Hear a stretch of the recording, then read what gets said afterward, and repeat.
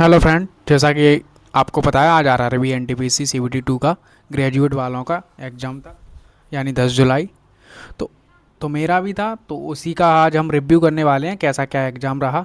तो ज़्यादा बड़ा वीडियो रहेगा नहीं, वैसे मैं डिस्कस करता नहीं हूँ, मुझे अच्छा नहीं लगता है। मतलब मैं एग्ज़ाम दे के आऊँ और डिस्कस करूँ, क्यों अपना मूड ख़राब करूँ, और गलत भी हो जाए तो मेरे कुछ बोलने से सर्च करने से वो सही तो हो नहीं जाएगा। मैंने आज तक कभी भी अपना डिस्कस किया ही नहीं है, बट ये है कि अब आप लोग हैं थोड़ा बोलते हैं कि रिव्यू रिव्यू, तो उसके लिए मैं बता देता हूँ। तो देखो, सबसे पहले मैं मैथ की बात करता हूँ, ठीक है। तो मैथ को आप लेके चल सकते हो, मतलब 25 क्वेश्चन तो ईजी थे, बहुत ही ईजी थे, कर लोगे सब पी बाई क्यू। 5 क्वेश्चन थोड़े मॉडरेट, बट 4 से 5 क्वेश्चन ऐसे आए थे एडवांस मैथ के जो मोस्ट ऑफ द स्टूडेंट मतलब दिक्कत किए। कैलकुलेटिव तो था मैथ। पहली बात तो एग्जाम में बैठने से ही वो थोड़ा प्रेशर रहता है, वहाँ पर भी कैलकुलेटिव बन जाता है। अगर इजी क्वेश्चन होता है ना, वो भी कैलकुलेटिव बन जाता है। एक ऐसा क्वेश्चन आ गया था रेस का कि वो स्टूडेंट कर ही नहीं पाए, इतना गुणा ही करना पड़ रहा है वहाँ। बट वो और भी तरीके से हो सकता था, वो मैंने बना लिए। ठीक है, आपको बताएं, जब हम यहाँ 15 मिनट में 25 क्वेश्चन बना रहे हैं, तो वहाँ 35 को क्वेश्चन करने में हमें क्या प्रॉब्लम आ रही है? कुछ नहीं। तो उनके लिए कैलकुलेटिव रहा होगा जो स्पेशली रेलवे की तैयारी करते हैं, क्योंकि उन्हें अटैम्प्ट स्ट्रेटजी नहीं मालूम है। यहाँ सीरियल वाले 15 मिनट में 25 क्वेश्चन उड़ा रहे हैं, लेकिन 15 मिनट में मान लो 25 नहीं उड़ा पा रहे, 20 तो कर रहे हैं। तो मुश्किल से उन्होंने 25 मिनट में 35 क्वेश्चन कर लिए होंगे, बचा लिया होगा टाइम बहुत सारा। तो ऐसा ही मेरे साथ हुआ। तो ओवरऑल अगर मैं मैथ की बात करूँ तो कैलकुलेटिव तो था, इतना तो मैं कहूँगा। थोड़ा एग्जाम का प्रेशर भी रहता है तो और कैलकुलेटिव हो जाता है। तो अगर मैं अटैम्प्ट बताऊँ तो वैसे तो मेरे हिसाब से तो पूरे के पूरे ही करने चाहिए, बट 33 अगर आप करके आए हैं तो गुड। ठीक है, जैसा कैलकुलेटिव था। अब तुम आंसर की डाउनलोड करके तुम करोगे तो तुम यार वे ईजी था भाई। एग्जाम हॉल में बैठ के एग्जाम मतलब सॉल्व करना वो अलग प्रेशर है, वो तुम्हें नहीं मालूम। जो न्यू बिगिनर हैं वो उन्हें तो ये लगेगा अरे ये तो ईजी है। ईजी नहीं, वहाँ भी हाथ पैर कांपने लगते हैं, बट कांपेंगे जब नहीं, जब तुम मॉक लगा के जाओगे बहुत सारे, मेरी तरह। ठीक है, तो मैं अपना बताऊं, देखो मैंने तो 30 मिनट में, तुम्हें पता है मैं एग्जाम यहाँ पर भी मॉक में लगभग 30 मिनट में 60-70 क्वेश्चन देख लेता हूँ। तो मैंने वहाँ पर भी 85 क्वेश्चन देख लिए थे। कितने? 30 मिनट में 85 क्वेश्चन देख लिए थे। 57 से 58 क्वेश्चन मैंने कर लिए थे, यानी 2 गुना। 1 मिनट में 2 क्वेश्चन मैंने उड़ाए थे इस स्पीड से। ठीक है, बाकी तुम्हें पता है मैं कैसे करता हूँ। तो मैथ तो मैं देखो 30 आउट ऑफ 30 35 करके आया हूँ, और जहाँ तक मैंने रीचेक भी किए हैं दोबारा मार्क एंड रिव्यू करके, तो कोई मुझे क्वेश्चन गलत भी देखने को नहीं मिला। एक क्वेश्चन अच्छा था, जैसे ऐसे दिया था, और ये तो ये कौन दिया था 60, यहाँ से ये दी थी 9 दिया था, ये 41 दिया था, तो ये 40 आ रहा था। तो पी क्यू आर मान लो ऐसे। तो इसका ये पेरीमीटर पूछ रहा था। ठीक है, तो कैलकुलेटिव थोड़ा बन चुका था। ये क्वेश्चन अच्छा था। एक रेस वाला था, उसमें ऐसे नहीं था कि 1000 से 200 मीटर से हरा दिया, नहीं, 444 बनना 778 ऐसे बन रहा है। तो थोड़ा कैलकुलेशन थी उसमें क्वेश्चन में। ठीक है, एक माध्य विचलन का क्वेश्चन था, ईजी था, बट बहुत सारे स्टूडेंट मैंने देखा था कि जो सेंटर पर नहीं बना पाए। तो वही मैं बोल रहा हूँ, एडवांस के 4-5 क्वेश्चन अच्छे थे। एक ट्रिगो का बहुत ही अच्छा क्वेश्चन था, देखने को मिला, बट ईजी था। बट अगर तुम वहाँ और रेलवे की स्पेशली तैयारी करते हो तो वो नहीं बनने आएगा, तुम्हें कितना भी कोशिश कर लेना। ठीक है, तो मैथ का तो यही था, 33 क्वेश्चन करने लायक थे।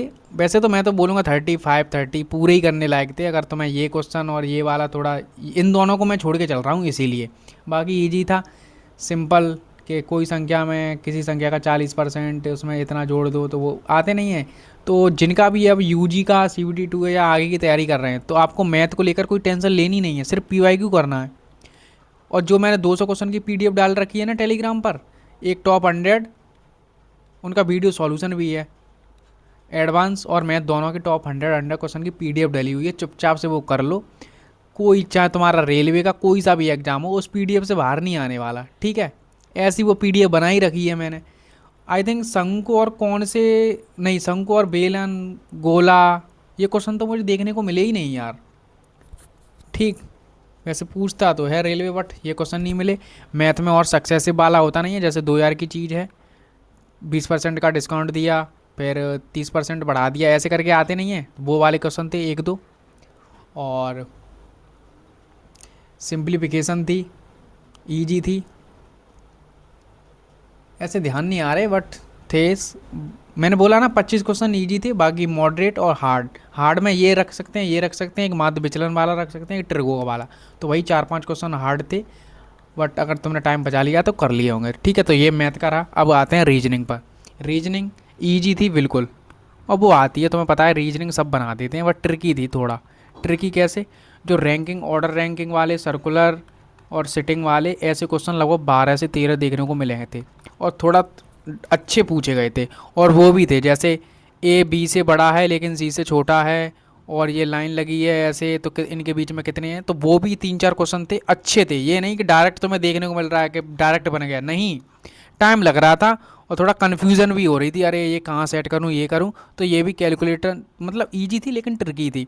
और बाकी जो भी सीरीज आई थी, number series, easy pattern, coding decoding easy pattern.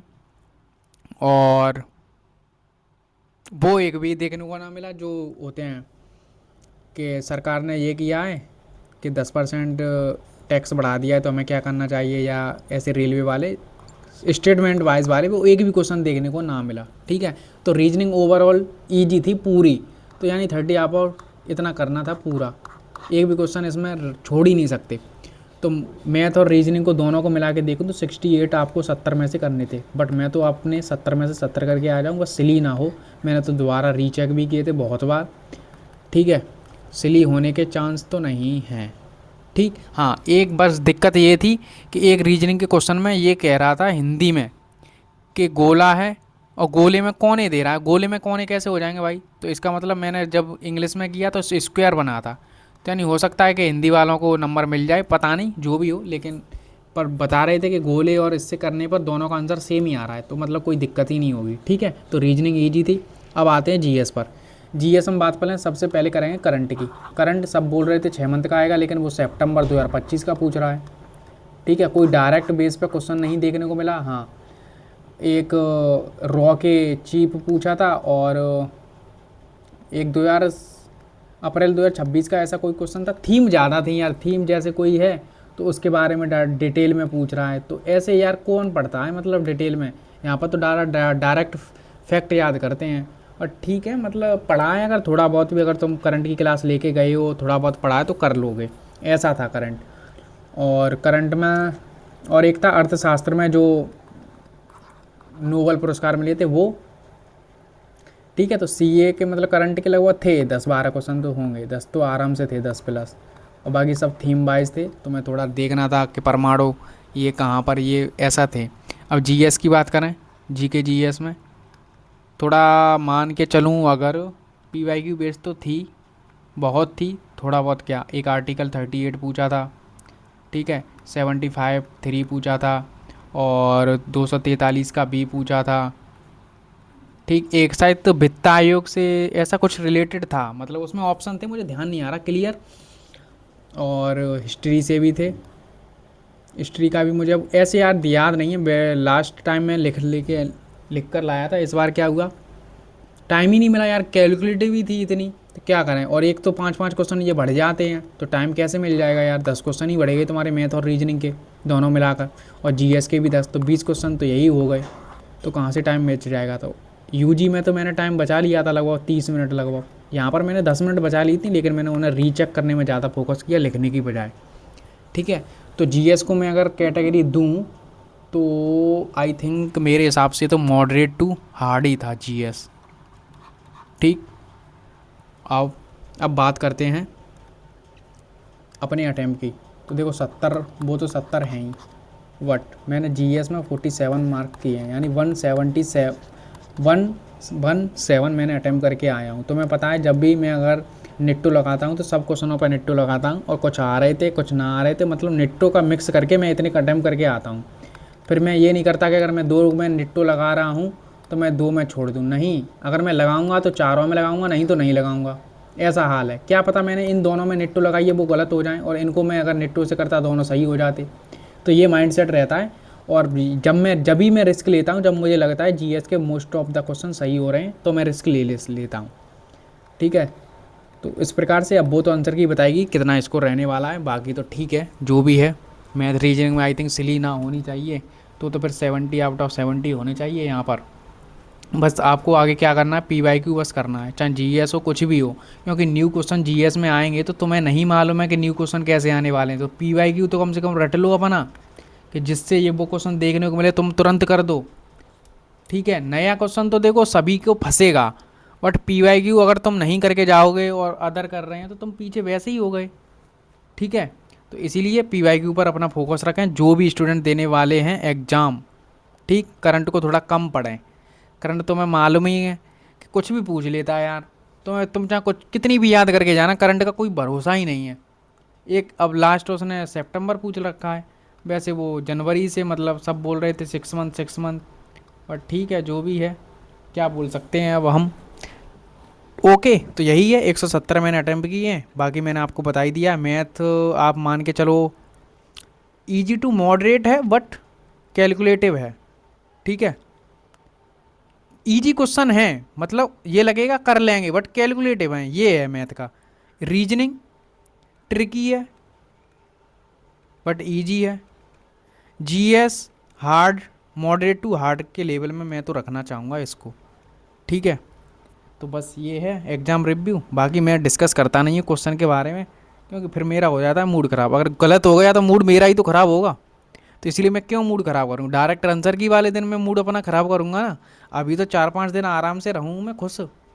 ठीक है, तो टेलीग्राम पर ज्वाइन हो जाना, और अगर आपको कुछ पूछना है तो इंस्टा पर आप मुझे मैसेज कर सकते हैं। हाँ, एक और अपडेट देनी है कि जो भी सीजीएल की तैयारी कर रहे हैं 2026 यानी प्री देने वाले हैं, लास्ट 60 डेज़ के लिए हम अपना प्लान स्टार्ट कर रहे हैं कल से।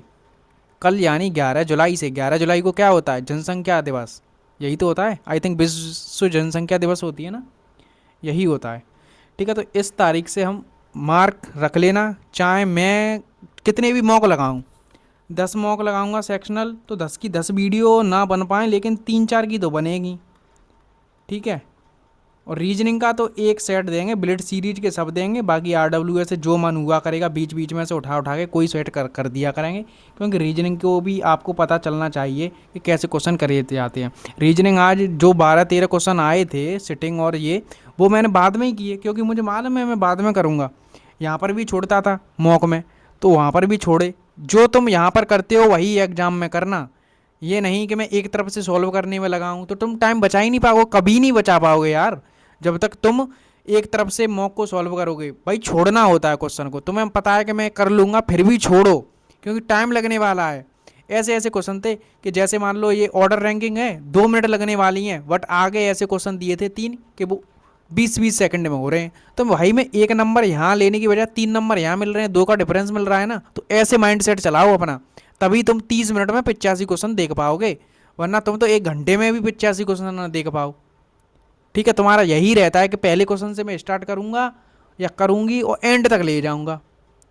भाई थोड़ा पूरा पेपर देख लिया करो 40-50 मिनट में अपना, कि कैसे कैसे क्वेश्चन आ रहे हैं। स्टार्टिंग में मुझे इतना नर्वस फील हो रहा था, मतलब कि यार मुझे जीएस के ऐसे क्वेश्चन देखने को मिले, आ ही नहीं रहे थे, मतलब थोड़ा बहुत मतलब ये लग रहा था यार पढ़ा नहीं, मुझे लगा यार इस बार तो मुझे गया।